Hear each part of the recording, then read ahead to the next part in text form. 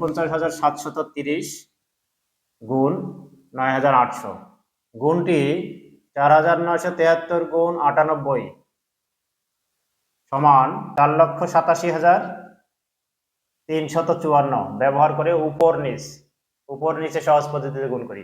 এখানে কিন্তু নিয়মটি বলে দেওয়া আছে, এখানে উপর নিচে গুণ করতে হবে। এই ধরনের গুণ কিন্তু চতুর্থ শ্রেণীতে তোমরা করে এসেছো। তাহলে গুণ করার জন্য প্রথমে আমরা সংখ্যা দুটিকে তুলব। আমরা সংখ্যাটিকে উপর নিচে তুলব।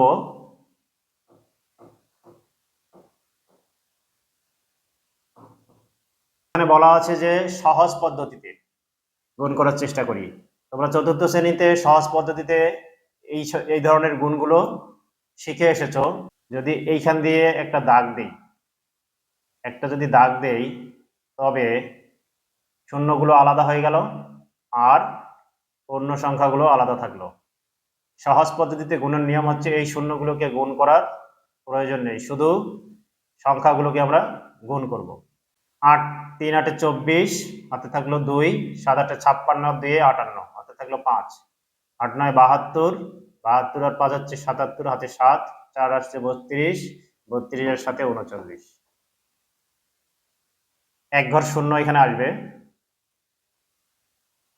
3 9 27, হাতে থাকলো 2, 7 9 63, 64 65, হাতে থাকলো 6, 9 9 81 আর 6 87, হাতে থাকলো 8, 4 9 36, 36 আর 8 44। এখন যোগ করব। যোগ করার সময় আমরা এখানে কয়টি শূন্য আছে, এখানকার শূন্যগুলো আমরা এখানে বসিয়ে দিব। 1 2 3, তিনটি শূন্য যেহেতু আছে, গুণে তিনটি শূন্য বসাবো আমরা। 4 8 7 15, 7 5 12 আর 1 13, হাতে 1, 9 7 16, 16 আর 1 17, হাতে আবারও 1, 3 4 7 আর 1 8। তাহলে আমরা গুণফল পেলাম